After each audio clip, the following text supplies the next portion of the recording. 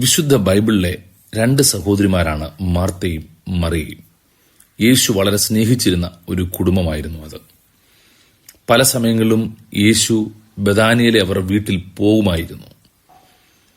എന്നാൽ യേശു ചെന്ന ഒരു പ്രത്യേക സമയത്ത് കർത്താവ് തന്നെ കണ്ട ചില കാര്യങ്ങൾ ഒരുപക്ഷെ ഇതായിരിക്കാം.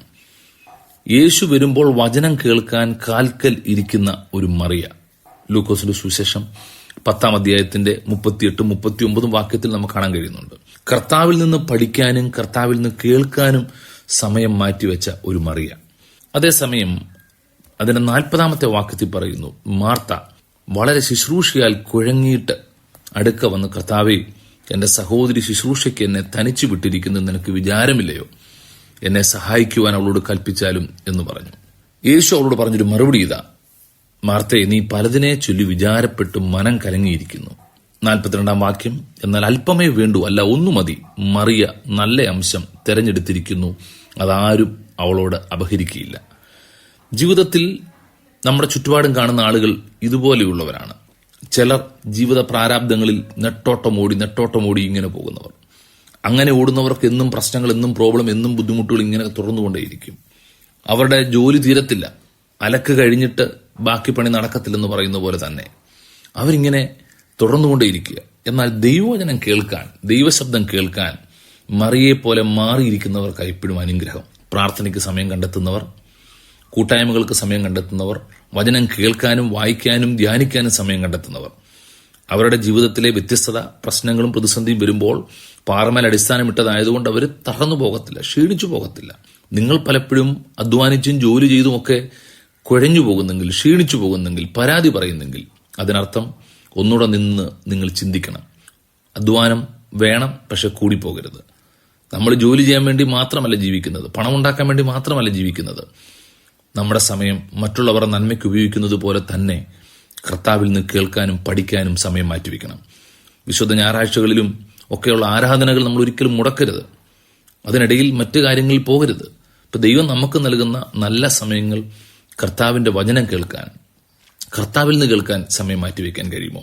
ഈ പ്രഭാതത്തിൽ നിങ്ങൾ ഈ സന്ദേശം കേൾക്കുമ്പോൾ തന്നെ നിങ്ങൾ കർത്താവിന്റെ വചനം കേൾക്കാൻ ഈ സമയം മാറ്റിവെച്ചത് വലിയൊരു അനുഗ്രഹമാണ്. കാരണം നിങ്ങളുടെ തിരക്കിനിടയിലും നിങ്ങൾ അല്പസമയം മാറ്റിവെച്ചതാണ് ദൈവത്തിന് പ്രാധാന്യം കൊടുക്കുന്നതിന്റെ ഒരു പ്രകടമായ തെളിവ്. അതുകൊണ്ട് തന്നെ ദൈവം നിങ്ങൾക്ക് നന്മയും അനുഗ്രഹവും നൽകും.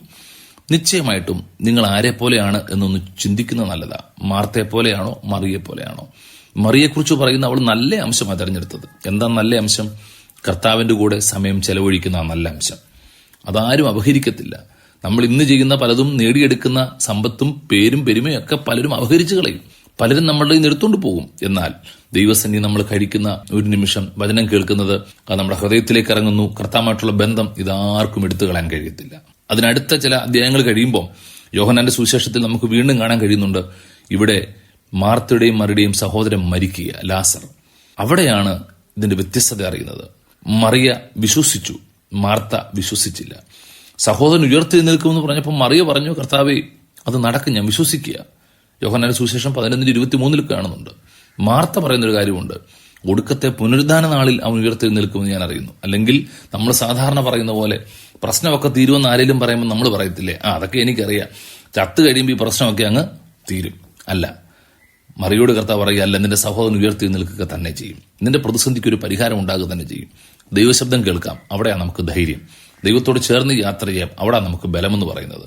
ഇന്ന് ദൈവം നിങ്ങൾക്കൊരു പ്രത്യേക ബലം തരട്ടെ. കർത്താവിന്റെ വചനം കേൾക്കാനോ ആത്മീയമായ പാട്ടുകൾ കേൾക്കാനോ, നിങ്ങളുടെ യാത്രയിലൊക്കെ വണ്ടിയിൽ പാട്ടുകളൊക്കെ ഓൺ ചെയ്തിടുകയൊക്കെ ചെയ്യുമ്പോൾ ദൈവമായിട്ടുള്ള ബന്ധം നിങ്ങൾക്ക് ഉണ്ടാകുകയാണ്. അതുകൊണ്ട് തന്നെ കൂടുതൽ ധൈര്യത്തോടെ മുൻപോട്ട് പോകാം. ദൈവം നിങ്ങളുടെ കൂടെയുണ്ട്. നല്ല അംശം തിരഞ്ഞെടുക്കാം. ആരും അത് അപഹരിക്കത്തില്ല. പലതിനെ ചൊല്ലി നിരാശപ്പെടേണ്ട. ദൈവമുഖത്തേക്ക് നോക്ക്. ദൈവമാണ് നിങ്ങളെ മുൻപോട്ട് നയിക്കുന്നത്. God bless you. ഞങ്ങളെ വിളിക്കുവാൻ ആഗ്രഹിക്കുന്നുവെങ്കിൽ 09880221957 എന്ന നമ്പർ ഉപയോഗിക്കുക.